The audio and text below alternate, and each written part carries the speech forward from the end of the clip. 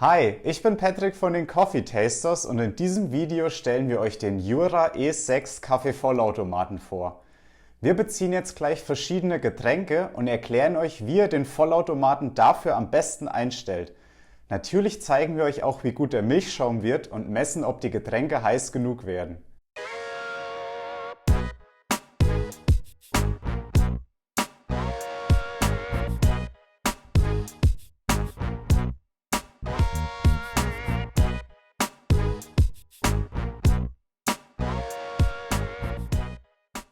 Die E6 ist der günstigste Jura-Vollautomat mit Farbdisplay. Ihr könnt damit 6 verschiedene Kaffee, Getränke und Milchschaum automatisch auf Knopfdruck zubereiten. Für ein paar Euro extra könnt ihr den Vollautomaten auch per App steuern. Wir haben hier das Modell Piano Black mit glänzender Klavierlackfront. Alternativ gibt es noch Modelle in Grau oder Weiß. Den ausführlichen Testbericht findet ihr auf unserer Website. Den Link dazu haben wir euch unten in die Infobox kopiert. Dort erfahrt ihr auch, wie die E6 im Vergleich zu anderen Vollautomaten abschneidet. Aber jetzt starten wir erstmal mit unserem Test und schauen uns als erstes das Gehäuse und die wichtigsten Einzelteile an. Das Gehäuse ist aus hochwertigem Kunststoff gefertigt. Die Qualität ist durchweg gut, so wie man es von Jura gewohnt ist. Alle Teile greifen perfekt ineinander. Man merkt einfach, dass es Qualitätsware ist.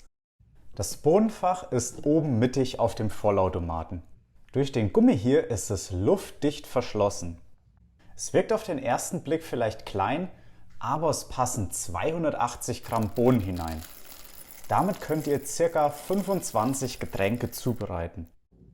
Wenn das Bohnenfach leer ist, erscheint dann ein Hinweis im Display. Direkt hinter dem Bohnenfach findet ihr den Regler für den Mahlgrad. Ganz links bei den großen Punkten wird das Kaffeepulver gröber und bei den kleinen Punkten hier dann immer feiner gemahlen. Die sehr feinen Stufen sind ideal für Espresso, denn da wird das Kaffeepulver, wie ihr seht, fein und gleichmäßig gemahlen. Den Schalter könnt ihr während dem Mahlvorgang in die gewünschte Richtung drehen. Abgebildet sind 6 Stufen, aber da liegt noch mindestens je eine Stufe dazwischen. Laut Jura ist das Mahlwerk sogar stufenlos verstellbar. Es gibt also viel Raum zum Experimentieren. Es gibt übrigens auch ein Fach, das aussieht, als wäre es für gemahlenes Kaffeepulver. Allerdings darf hier nur eine Reinigungstablette für die Brühgruppe eingeworfen werden und kein Kaffeepulver. Auf der linken Seite unter dieser Klappe ist der Wassertank. Ihr könnt ihn leicht anheben und dann nach vorne oder zur Seite entnehmen. Hier seht ihr den Wasserfilter. Er wird durch diese Halterung hier oben im Tank fixiert. Wenn ihr durchgehend einen Filter verwendet, müsst ihr übrigens nie entkalken. Nach dem ersten Filter könnt ihr den Vollautomaten dann aber auch ohne verwenden und einfach alle 1 bis 2 Monate entkalken. Es passen ca. 1,8 Liter Wasser in den Tank, die für rund 15 Getränke reichen. Auch hier erscheint ein Hinweis im Display, sobald der Tank leer ist. Hier hinter dem Wassertank ist übrigens noch ein Anschluss. Dafür könnt ihr bei Interesse einen kleinen Adapter bestellen und die Jura E6 dann auch per App steuern. Der Kaffeeauslass lässt sich von 7 bis 11 cm in der Höhe verstellen und wirkt auf uns wirklich stabil, da wackelt nichts. Er ist ideal für kleine Espresso-Tassen geeignet und durch die beiden Auslässe könnt ihr auch 2 Espressi oder Kaffee gleichzeitig beziehen. Praktisch ist auch, dass wir hier den Milchauslass automatisch mitverstellen. Damit lässt sich alles perfekt für unser Cappuccino-Glas anpassen. Da ihr mit der E6 keinen Latte Macchiato zubereiten könnt, passen auch die großen Gläser nicht. Falls ihr Latte Macchiato mögt, schaut euch am besten die Jura E8 an. Wir verlinken euch beide Modelle unten in der Videobeschreibung. Wir trinken ja am liebsten Espresso und Cappuccino. Und wie ist das bei euch? Würdet ihr den Latte Macchiato hier vermissen oder seid ihr wie wir auch Cappuccino-Fans? Schreibt uns einen Kommentar mit eurem Lieblingsgetränk und wenn euch das Video gefällt, drückt doch gleich noch den Like-Button. Jetzt schauen wir uns den Milchadapter an. Er lässt sich einfach vom Vollautomaten abziehen und zum Reinigen auch in 3 Einzelteile zerlegen. Dazu aber später mehr. Jetzt bringen wir den Adapter erstmal wieder an und schließen den Milchschlauch hier nebenan. Den hängt ihr dann einfach direkt in den Milchkarton und spart euch so den Abwasch eines extra Milchbehälters. Hier vorne unter dem Abtropfblech ist die Auffangschale. Das Teil hier sieht aus wie Edelstahl, ist aber aus glänzendem Kunststoff. Es wird durch das Gitter hier in der Mitte gut vor Kratzern geschützt. Indem ihr hier neben leicht zieht, gelangt ihr an die beiden Auffangschalen. Der Kaffeesatzbehälter hier ist wirklich groß. Er muss erst nach 16 Kaffeepucks ausgeleert werden. Und auch die Abtropfschale ist groß und hat wenige Ecken. Hier ist der Aufwand im Vergleich zu anderen Vollautomaten also gering. Auch hier erscheint ein Hinweis im Display, wenn ihr wieder ausleeren müsst. In die Spülmaschine dürfen die Schalen laut Anleitung nicht. Jetzt kommt der spannende Teil, auf den ihr bestimmt alle gewartet habt. Wir beziehen jetzt nacheinander einen milden und einen kräftigen Espresso, dann einen Kaffee, einen Lungo Barista und natürlich einen Cappuccino. Dabei erklären wir euch immer direkt, mit welchen Einstellungen wir die besten Ergebnisse in unserem Test erzielt haben. Den Ein- und Ausschalter findet ihr hinten rechts auf dem Vollautomaten. Nach dem Einschalten heizt die Jura E6 kurz vor und führt einen Spülvorgang durch. Das dauert rund 45 Sekunden. Danach könnt ihr das erste Getränk beziehen. Die E6 wird über die 6 Knöpfe rechts und links vom Display gesteuert. Hier seht ihr jetzt auch direkt die Getränkeauswahl. Espresso, Kaffee, Cappuccino und Milchschaum für Kakao. Für Kaffeetrinker gibt es noch 2 weitere Kaffeevarianten. Den Kaffee Barista, ein Espresso, der mit der doppelten Menge heißem Wasser verlängert wird, und den Lungo Barista, ein intensiver Kaffee, der mit heißem Wasser gestreckt wird. Dann gibt es noch den Espresso Doppio, bei dem 2 Brühvorgänge durchgeführt werden, und einen Espresso Macchiato, also einen Espresso mit kleiner Milchschaumhaube. Sobald wir ein Getränk auswählen, startet der Automat sofort mit der Zubereitung. Über das P gelangt ihr ins Menü. Auf den ersten beiden Seiten sind die Reinigungsprogramme zu finden, dazu kommen wir aber später. Auf Seite 3 kommt die Programmierung der Getränke. Hier könnt ihr alles genau nach euren Wünschen einstellen. Wir machen das jetzt auch direkt für einen Espresso. Da könnt ihr die Füllmenge in 5 Milliliter Schritten einstellen. Von 15 Milliliter bis 80 Milliliter. Wobei man es ab 60 Millilitern eigentlich schon einen Lungo nennt. Wir stellen wie bei allen unseren Tests 40 Milliliter ein. Und drücken auf Speichern. Jetzt wurde die Menge dauerhaft für den Espresso so abgespeichert. Die Kaffeestärke lässt sich bei jedem Getränk in 8 Stufen einstellen. Da habt ihr also eine recht große Auswahl. Je höher die Kaffeestärke, desto mehr Bohnen werden gemahlen. Bei einer Bohne wird der Espresso relativ mild, bei 8 Bohnen richtig intensiv. Wir stellen für den ersten Espresso 4 Bohnen ein. Außerdem könnt ihr für jedes Getränk die Brühtemperatur separat einstellen. Hier gibt es 2 Stufen, normal und hoch. Wir empfehlen euch eine hohe Temperatur, es sei denn ihr habt sehr dunkel geröstete Bohnen. Jetzt starten wir den ersten Bezug. Kaffeeauslass ganz nach unten, Tasse unterstellen und es kann losgehen.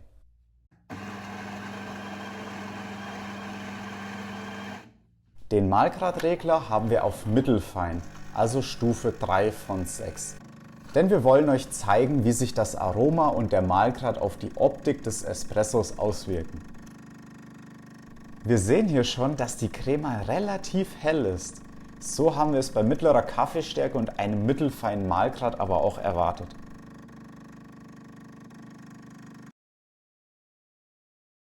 Dafür ist der Espresso mit 73 Grad ordentlich heiß. Die Crema ist zwar schön fein, aber auch relativ dünn. Wie ihr einen richtig guten Espresso hinbekommt, verraten wir euch jetzt. Für intensiven Espresso braucht ihr möglichst feines Kaffeepulver. Daher haben wir den Mahlgrad auf die feinste Stufe gestellt und damit bereits einige Espressi bezogen, denn es dauert ein paar Bezüge, bis sich der neue Mahlgrad im Getränk bemerkbar macht. Wir wählen wieder den Espresso aus. Nun heizt das Gerät nochmal kurz vor, damit der Espresso auch wirklich schön heiß wird. Während dem Mahlvorgang könnt ihr die Kaffeestärke dann noch anpassen. Diesmal stellen wir 7 Bohnen ein. Dadurch wird deutlich mehr Kaffeepulver verwendet als für den milden Espresso.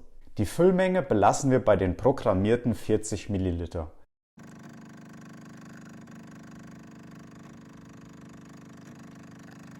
Ihr habt es sicher schon bemerkt, diesmal bildet sich eine deutlich höhere Crema. Hier habt ihr nochmal einen direkten Vergleich. Links der milde und rechts der kräftige Espresso. Hier ist die Crema wesentlich höher und dunkler. Genauso muss ein guter Espresso auch aussehen. Ihr seht, Mahlgrad und Kaffeestärke haben einen großen Einfluss. Mit 76 Grad ist der Espresso wirklich heiß.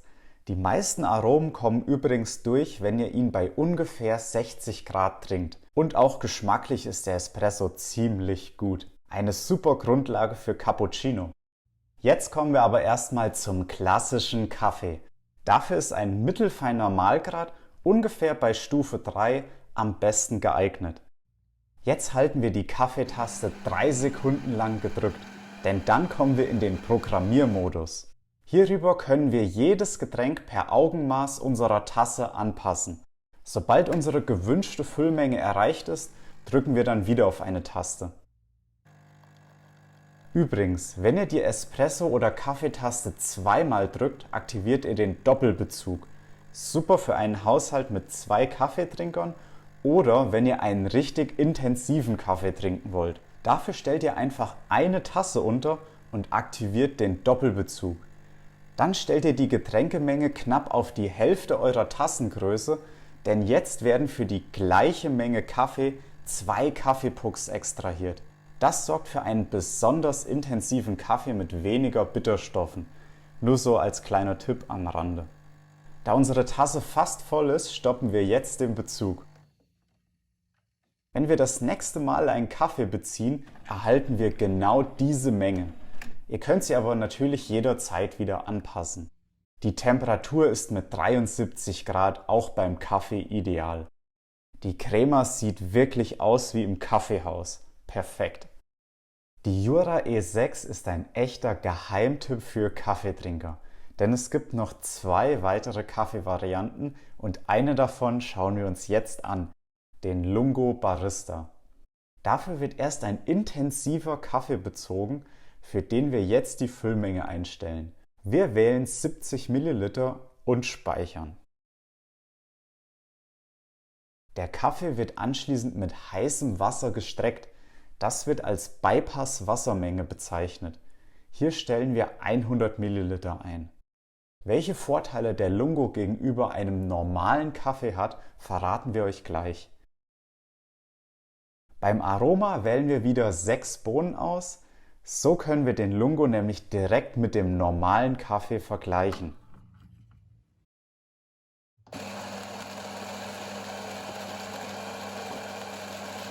Hier hört ihr das Mahlwerk im Einsatz. Mit rund 66 Dezibel zählt es zu den leiseren Modellen aus unserem Test. Jetzt wird zuerst der kleine Kaffee zubereitet, anschließend kommt noch das heiße Wasser dazu. Das hat den Vorteil, dass weniger Bitterstoffe in unseren Kaffee gelangen, da das heiße Wasser nicht durch den Kaffeepuck gepresst wird, sondern direkt in unsere Tasse geleitet wird. Jetzt öffnen wir das Ventil für Heißwasser. Beim normalen Kaffee wird das komplette Wasser durch den Kaffeepuck gepresst. Und je länger der Prüfvorgang dauert, desto mehr Bitterstoffe werden gelöst. Jetzt schließen wir wieder das Ventil für heißes Wasser. Rein optisch kann der Lungo Barista mit dem Kaffee mithalten. Was den Geschmack angeht, ist er sogar noch besser. Er ist genauso intensiv im Aroma, hat aber weniger Bitterstoffe. Alle Kaffeetrinker unter euch sollten den Lungo Barista auf jeden Fall probieren. Zum Abschluss beziehen wir noch einen Cappuccino. Wir wollen euch schließlich noch zeigen, wie gut der Milchschaum wird. Dafür programmieren wir erstmal die Espresso-Menge auf 50 ml. Beim Aroma wählen wir 6 Bohnen, damit der Cappuccino auch schön intensiv wird. Die Temperatur stellen wir auf hoch.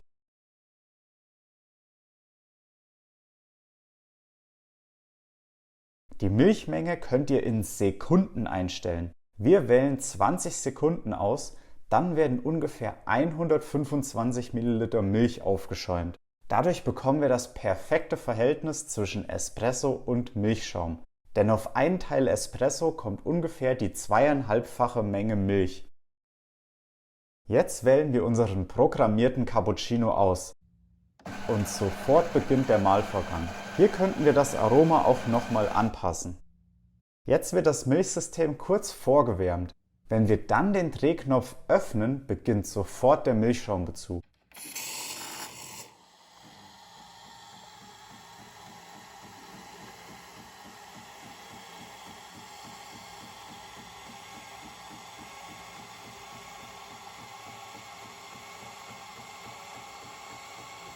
Der Schaum sieht auf den ersten Blick ziemlich fein aus. Sehr gut. Jetzt steht im Display, dass wir den Drehknopf wieder schließen sollen. Jetzt werden noch die 50 ml Espresso zubereitet. Rein optisch ist der Cappuccino schon mal ein echter Hingucker. Wir messen hier rund 64 Grad. Unser Ziel sind eigentlich 67 Grad. Er dürfte also noch ein wenig heißer sein. Der Milchschaum ist dafür gleichmäßig fein und cremig. Mit der beste, den wir bislang gesehen haben. Geschmacklich ist der Cappuccino leicht süß und nussig. Für die volle Punktzahl müsste er allerdings noch einen Tick intensiver schmecken. Trotzdem ein super Ergebnis, wie wir es von Jura gewohnt sind. Nach den ganzen Getränken schauen wir uns jetzt mal an, wie leicht sich die Jura E6 wieder reinigen lässt. Besonders wichtig sind das Milchsystem, die Brühgruppe und die Abtropfschalen. Und das schauen wir uns jetzt mal genau an. Die Brühgruppe kann bei Jura Vollautomaten übrigens nicht entnommen werden. Sie wird dafür durch ein automatisches Reinigungsprogramm sauber gehalten. Dabei wird alles mit 80 Grad heißem Wasser und einer speziellen Reinigungstablette durchgespült. Die klassische Reinigung muss nach ca. 180 Bezügen durchgeführt werden. Der rote Balken zeigt euch an, wann es wieder soweit ist. Entkalken müsst ihr nur, falls ihr keinen Filter verwendet. Je nach Wasserhärte dann alle 1 bis 2 Monate. Nur wenn ihr die Wasserhärte einstellt, werdet ihr rechtzeitig ans Entkalken erinnert. Ihr bekommt direkt einen Teststreifen mitgeliefert. Wir haben einen Filter aktiviert. Dann seht ihr hier an dem roten Balken, wie lange er noch hält. Auf Seite 2 sind noch die Kaffeespülung und die Milchsystemspülung. Dabei werden die Düsen nur kurz mit heißem Wasser durchgespült. Nach dem Milchschaumbezug sieht es im Hauptmenü dann so aus. Der rote Balken zeigt euch an, dass das Milchsystem gereinigt werden muss. Dafür nehmen wir eine große Tasse voll Wasser mit einem Schuss Milchsystemreiniger. Laut Hersteller ist es wichtig, dass ihr nur Reiniger von Jura benutzt. Jetzt hängen wir den Milchschlauch in die Tasse und stellen noch eine leere Tasse unter den Auslass. Anschließend tippen wir auf Milchsystemreinigung. Die Reinigung soll ungefähr 2 Minuten dauern. Jetzt drücken wir auf Starten und öffnen den Drehknopf für heißes Wasser. Nun wird das Milchsystem gründlich gereinigt und sämtliche Milchreste entfernt. Ihr seht, es schäumt ziemlich stark. Jetzt leeren wir beide Tassen aus und stellen eine Tasse wieder unter den Kaffeeauslass. In die grüne Tasse haben wir nochmal frisches Wasser gefüllt, wie es uns der Vollautomat mitgeteilt hat. Jetzt öffnen wir erneut den Drehknopf und weiter geht's. Nun wird das Milchsystem nochmal mit klarem Wasser gespült. Das Ganze ist relativ aufwendig, um ehrlich zu sein. Dafür ist die Reinigung gründlich und sogar durch den TÜV bestätigt. So, das war's. Jetzt schließen wir den Drehknopf wieder. Schneller ist die Milchsystemspülung. Hier wird die Düse einfach mit heißem Wasser gereinigt. Anschließend ziehen wir die Düse ab und zerlegen sie in ihre Einzelteile. Dann spülen wir alles nochmal per Hand ab. Das geht schneller als das automatische Reinigungsprogramm und ist, wenn ihr es richtig macht, genauso gründlich. Jetzt schauen wir uns noch kurz die Auffangschalen an. Die Kaffeepucks sind richtig trocken und sauber gepresst. So gut haben wir das bislang noch nicht gesehen. Die Brühgruppe funktioniert also einwandfrei. In der Auffangschale ist ein wenig Kaffeepulver, aber alles im Rahmen. Damit sind wir auch schon durch mit unserem Test und wir fassen euch das Wichtigste jetzt nochmal kurz zusammen. Mit der Jura E6 könnt ihr 6 Getränke auf Knopfdruck zubereiten. Darunter sind 3 Kaffeevariationen: normaler Kaffee, Lungo Barista und Kaffee Barista. Die beiden Barista-Varianten sind intensiv im Geschmack und dank ihrer speziellen Zubereitung weniger bitter als der klassische Kaffee. Der Espresso hat eine feine braune Crema. Das Nussaroma unserer Bohnen konnten wir hier gut herausschmecken. Der Espresso könnte aber noch ein wenig intensiver sein. Dafür konnte der Milchschaum richtig überzeugen.